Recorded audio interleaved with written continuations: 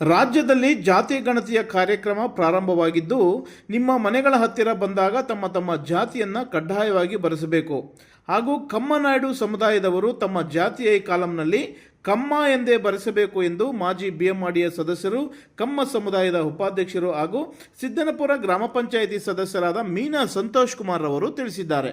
ಹೊಸಕೋಟೆ ನಗರದ ಸೈಯದ್ ಪ್ಯಾಲೇಸ್ನಲ್ಲಿ ಹಮ್ಮಿಕೊಂಡಿದ್ದ ಕಾರ್ಯಕ್ರಮದಲ್ಲಿ ಮನವಿ ಮಾಡಿದ ಅವರು, ತಮ್ಮ ಜಾತಿಯನ್ನು ಕಮ್ಮ ಸಮುದಾಯ ಎಂದೇ ಬರೆಸಬೇಕು.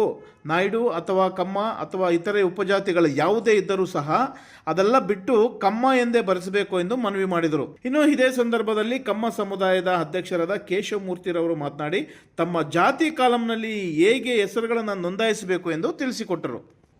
ನಾವು ಜಾತಿ ಕಮ್ಮ, ಉಪಜಾತಿನೂ ನಾವು ನಮ್ದು ಉಪಜಾತಿನೂ ಕಮ್ಮನೆ. ಸರ್ನೇಮ್ ಅಂತ ಇಟ್ಕೊಂಡ್ರೆ ಅದು ಉಪಜಾತಿ ಅಂತ ಕನ್ವರ್ಟ್ ಮಾಡ್ಕೊಂಡ್ರೆ ಅದು ಬೇಡ, ನೀವು ಕಮ್ಮ ಅಂತಾನೆ ಉಪಜಾತಿಯಲ್ಲೂ ಬರೆಸಿ ಅನ್ನೋದು ನಾಲೆಡ್ಜ್ ಮಾಡಿ ಎಲ್ಲರೂ, ಪ್ರತಿಯೊಬ್ಬರು.